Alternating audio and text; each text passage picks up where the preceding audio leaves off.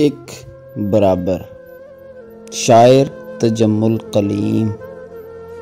आवाज़ो पेशकश अली हसनैन। टिब्बा टोया एक बराबर। टिब्बा टोया एक बराबर। गड्डिया बोया एक बराबर। राती अख ते बदल बरसे। रोया चोया एक बराबर। कसमें सुन के नींदर उड़ गई।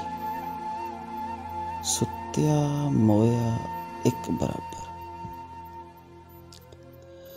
माड़े घर नूं बूआ कादा। खुला टोया एक बराबर। सूरज टुरदा नाल बराबर। दिन क्यों लंघण साल बराबर। वित ते सजना वित हुंदी ए।